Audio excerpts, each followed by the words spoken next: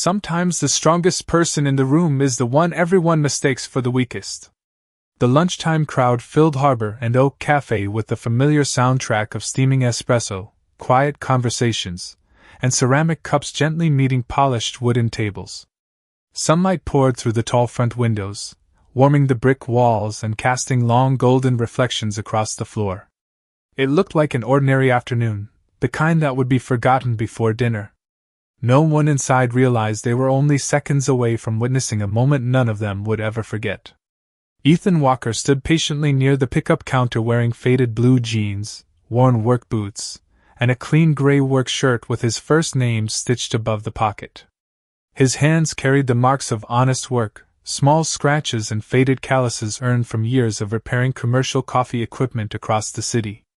Beside him stood his 8-year-old daughter, Lily, carefully holding 2 blueberry muffins inside a small paper bag as though they were something precious. She smiled up at her father. "Do you think we still have time before school?" she asked. Ethan checked the old watch on his wrist and returned a gentle smile. "Plenty of time, sweetheart." His voice remained calm, steady, almost comforting enough to soften the noise around them. Across the cafe, a sharply dressed man named Derek Collins lowered his expensive sunglasses and frowned as Ethan accidentally paused beside his table while waiting for the cashier to call his name. Derek looked at the work shirt, then at the toolbox resting beside Ethan's boots, and smirked with effortless arrogance. "Careful," he said loudly enough for nearby customers to hear. "Some places are meant for paying customers, not repair crews looking for free coffee." A few uncomfortable laughs floated through the room. Ethan didn't answer. He simply shifted half a step to give another customer more space. Derek leaned back in his chair with a satisfied grin. "Guess silence is easier when you know your place." Lily looked down at the paper bag in her hands, her smile fading just enough for Ethan to notice. He rested one hand gently on her shoulder. "It's okay," he whispered.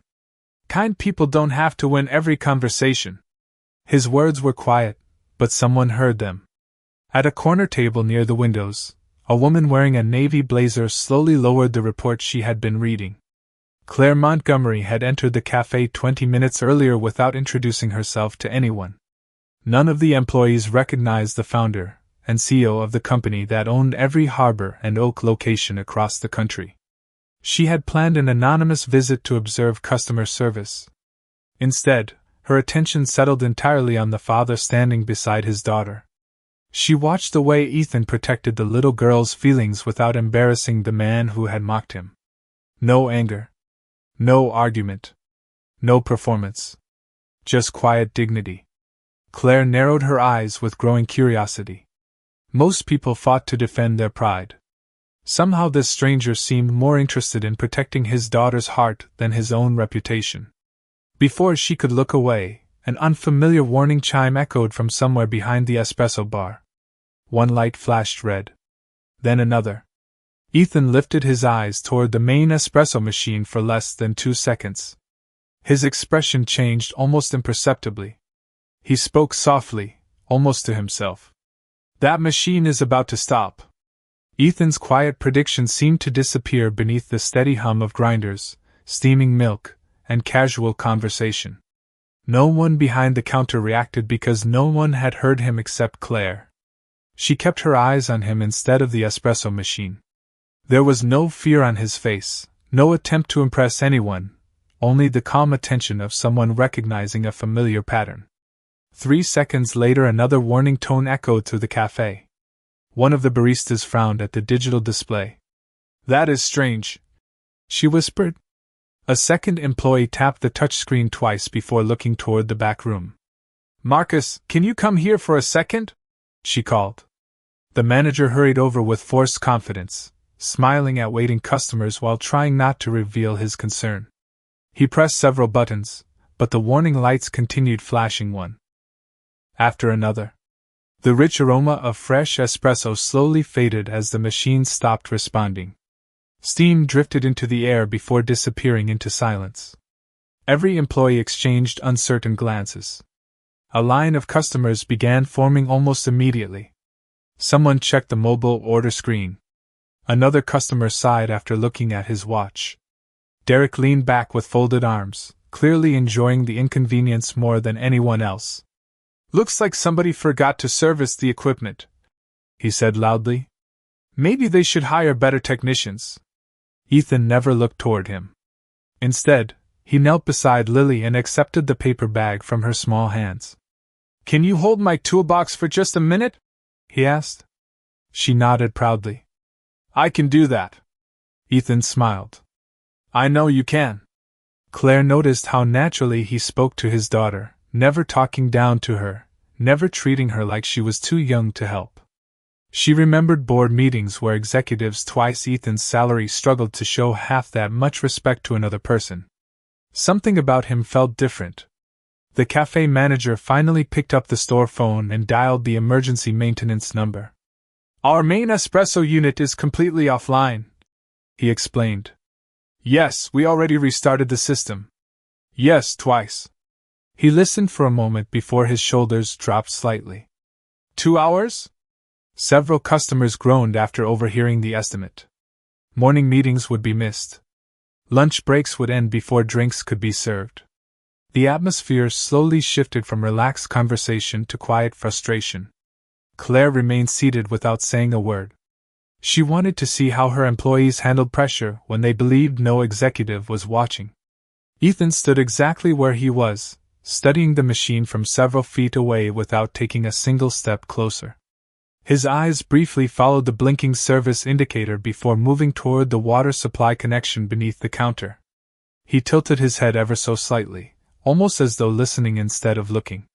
Claire found herself wondering how he had known something was wrong before anyone else. Derek noticed Ethan watching the equipment and laughed softly. "What is the plan now?" he asked with obvious sarcasm. "Are you going to fix it with that little toolbox?" Several customers looked toward Ethan, waiting for some kind of reaction. Ethan simply answered in the same calm voice he had used with Lily. "No.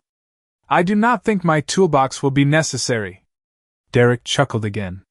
"That might be the smartest thing you have said all afternoon." Lily reached over and quietly slipped her hand into her father's. Ethan squeezed it gently without taking his eyes off the machine. Claire could not explain why, but she suddenly trusted the stranger more than the nervous manager standing behind the counter. There was a confidence about Ethan that did not ask for attention. It simply existed. The blinking warning light changed to a solid red glow. One final electronic tone echoed across the cafe before every display went completely dark. The room fell into an uneasy silence. Ethan took one slow breath and spoke with complete certainty. "It is not broken. It is protecting itself." The words settled over the cafe more heavily than anyone expected. "It is not broken. It is protecting itself." Marcus blinked in confusion. "Protecting itself from what?"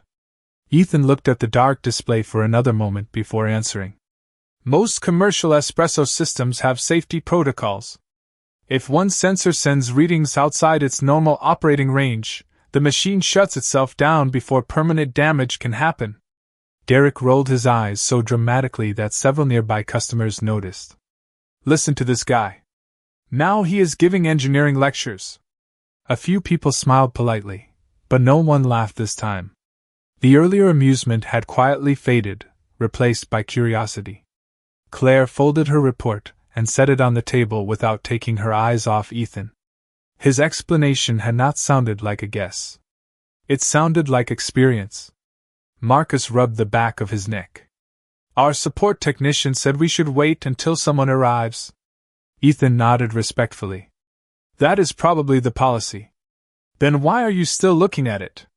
Marcus asked. Ethan smiled faintly. "Because policies and problems are not always the same thing."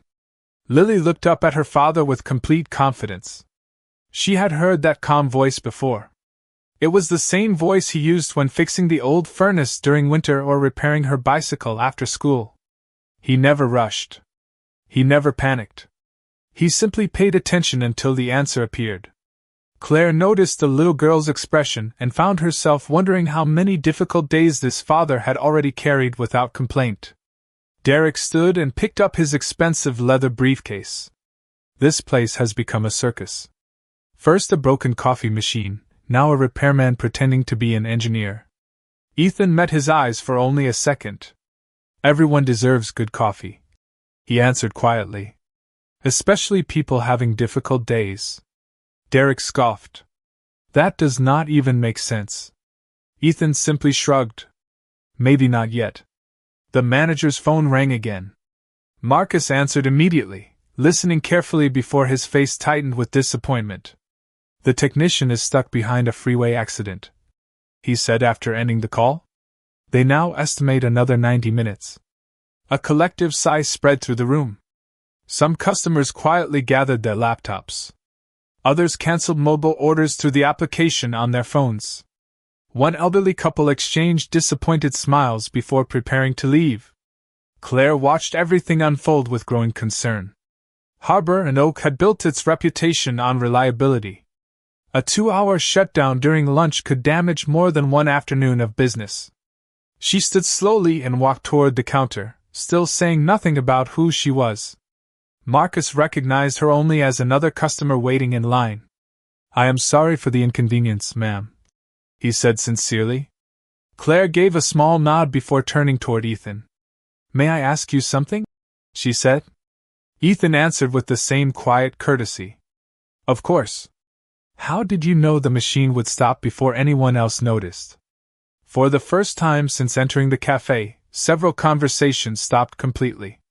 Even Derek remained standing near the door, pretending not to listen while clearly listening anyway. Ethan looked toward the silent espresso machine. Machines talk, he said.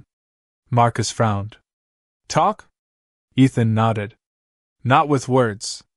With patterns. Different sounds. Different timing.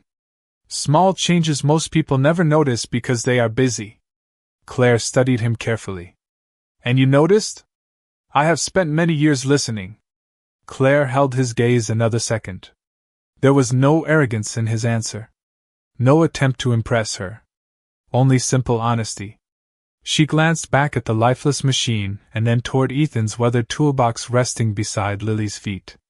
Something deep inside her told her that the stranger standing in worn boots understood that machine far better than anyone Harbor and Oak had hired to maintain it. Without realizing why, she heard herself ask the question that would quietly change the direction of the entire afternoon. If I asked for your opinion, where would you begin? For a brief moment the cafe seemed to forget about the waiting customers, the unanswered mobile orders, and the growing lines stretching toward the entrance. Every eye settled on Ethan. He did not step forward immediately. Instead, he looked at Marcus before answering Claire's question. Only if the manager is comfortable with it, he said. Marcus hesitated. Company policy echoed in his mind. Corporate equipment was never supposed to be handled by anyone outside the approved maintenance network. Yet 90 more minutes without coffee during the busiest part of the day would cost far more than a repair bill. He glanced at the silent machine, then back at Ethan. You are saying you might know what happened? Ethan shook his head gently. I am saying I have an idea where I would begin. Derek laughed under his breath. This should be entertaining. Claire turned toward Marcus. There is no harm in hearing his opinion. Marcus nodded slowly. All right. You can take a look, but please do not take anything apart. Ethan smiled. I was not planning to. He handed his jacket to Lily. Would you hold this for me? She accepted it with both hands. I always do, she answered proudly. Ethan walked behind the counter only after one of the baristas opened the small service gate for him. He moved without hesitation but without urgency, as though he respected the space instead of trying to own it. The employees instinctively stepped aside. Claire noticed something unusual. Ethan never reached for his toolbox. Instead, he crouched beside the machine and simply listened. The cafe grew unexpectedly quiet. Even the milk cooler seemed louder than before. Ethan closed his eyes for 2 seconds, then rested one hand lightly against the side panel without pressing or forcing anything. He looked toward the water filter, then toward the pressure gauge, then finally toward the small ventilation opening near the rear of the machine. Marcus whispered, "What are you looking for?" "Not looking," Ethan replied softly. "Confirming." Derek folded his arms. "Can somebody explain how staring at a coffee machine is supposed to fix it?" Ethan stood and looked toward one of the baristas. "May I ask you a question?" She nodded. "Did the grinder begin sounding slightly higher than usual sometime this morning?" Her eyes widened. "Actually, yes. Around 9 o'clock. We thought we were imagining it." Ethan nodded once. "And about 20 minutes later, did the steam pressure become inconsistent?" Another employee looked surprised. "It did. We had to remake 2 cappuccinos because the milk was not foaming correctly." Marcus stared at Ethan. "Nobody told you that." "They did not have to." Claire watched the conversation unfold with growing fascination. Ethan was not guessing. He was connecting details that everyone else had noticed separately but never understood together. He walked toward the sink and filled a small paper cup with water. Instead of pouring it into the machine, he held the cup near one of the rear vents. The tiny surface rippled almost imperceptibly. Ethan smiled faintly. "There it is." Marcus leaned closer. "There is what?" "Restricted airflow. The cooling fan is working harder than it should. The control system detected abnormal internal temperature and shut everything down before the heating assembly could be damaged." Silence settled over the employees. Claire looked from Ethan to the machine and back again. "Can you be certain?" she asked. Ethan answered with quiet confidence. "No, honest. Technicians should ever claim certainty before testing. But if I am wrong, I will apologize." Derek shook his head dismissively. "A lucky theory does not make you an expert." Ethan did not respond. Instead, he smiled at Lily across the room. She smiled back without the slightest doubt in her father's abilities. Claire noticed that expression again. It was not the confidence of someone expecting a miracle. It was the confidence of a daughter who had watched her father solve impossible problems one patient step at a time. And for reasons she could not yet explain, Claire suddenly realized she wanted to know far more about the quiet man everyone had been so quick to underestimate. Claire remained perfectly still while the employees exchanged uncertain looks.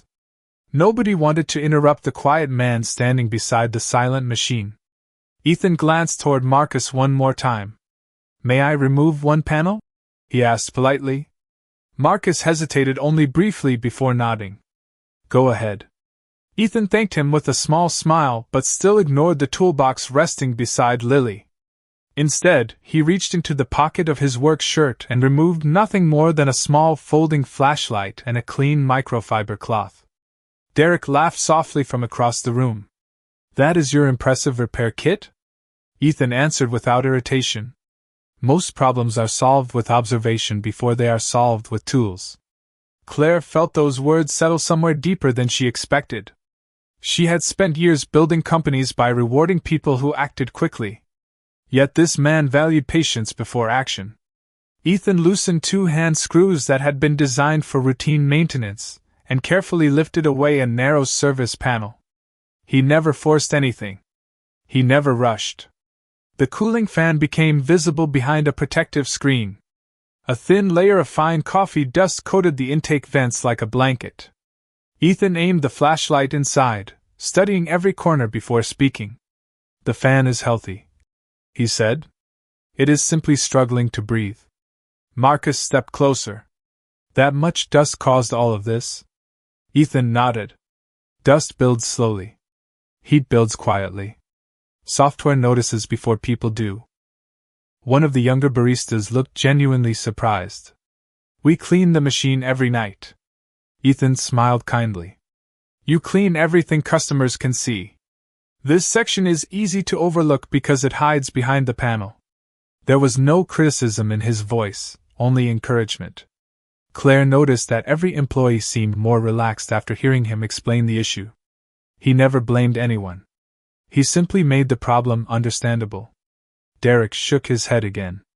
"If cleaning is all it takes, why did the manufacturer tell them to wait for a technician?" Ethan looked toward him calmly. Because technicians should verify the cause before resetting safety systems. Derek smirked. Convenient answer. Ethan did not respond. He gently wiped away the layer of dust with the cloth, taking care not to disturb any wiring or sensors. When he finished, he asked for a can of compressed air. Marcus hurried into the storage room and returned moments later. Ethan gave the vents 2 careful bursts of air, then inspected the fan once again. Satisfied, he replaced the panel exactly as he had found it, and tightened the hand screws only until they were secure.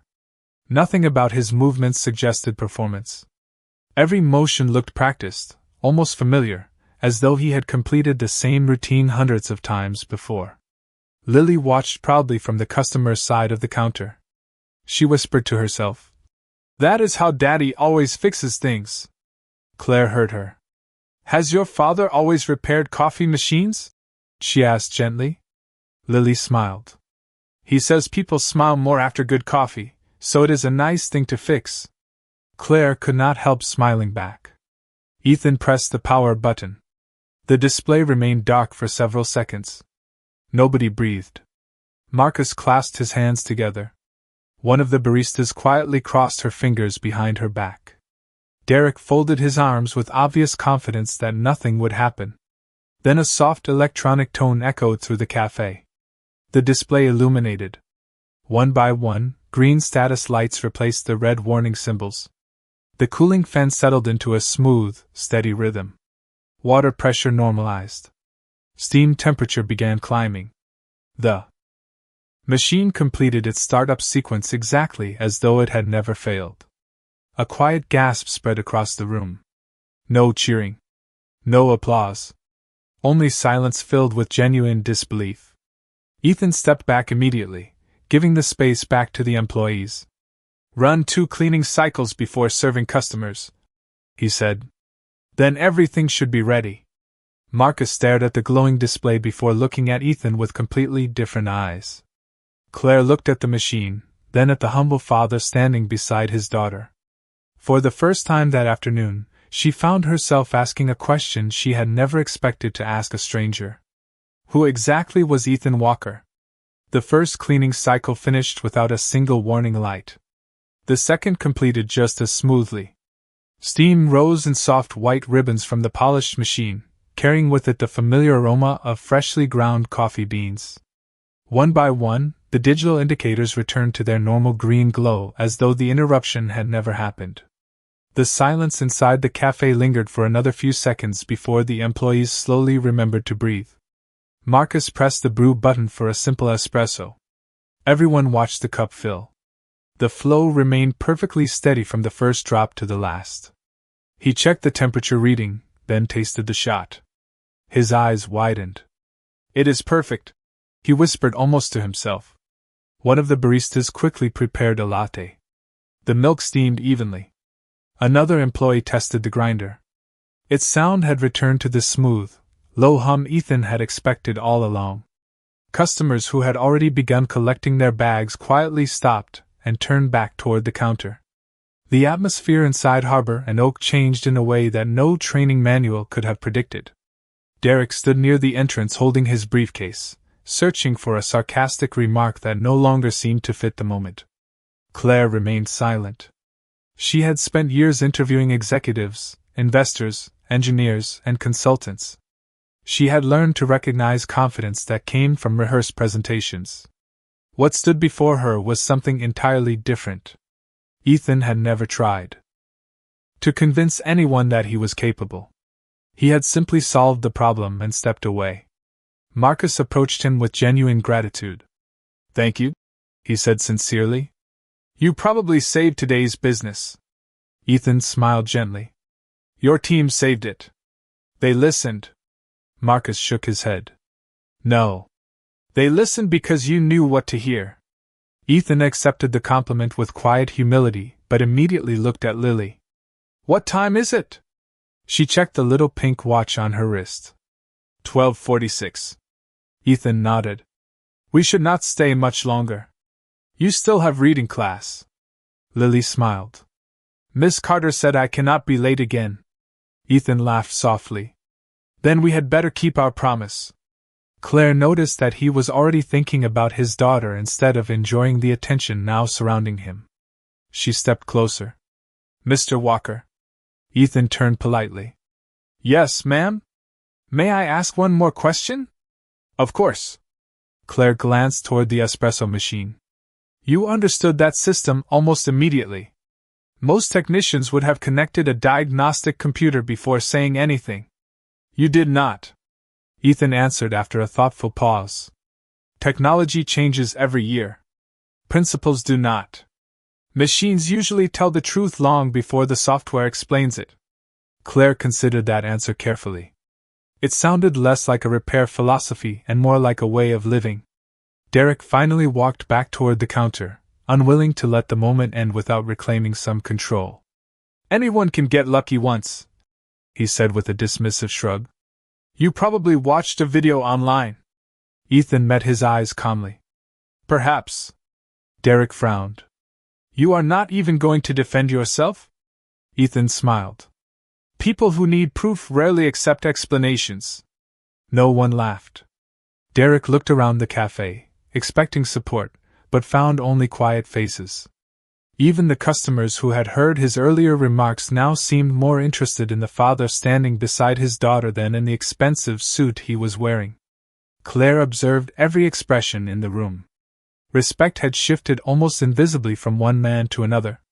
It had not been demanded. It had been earned. Marcus handed Ethan the paper bag containing the muffins that had been forgotten during the confusion, along with 2 fresh hot chocolates. "These are on the house," he said. Ethan politely reached for his wallet. Marcus gently pushed his hand away.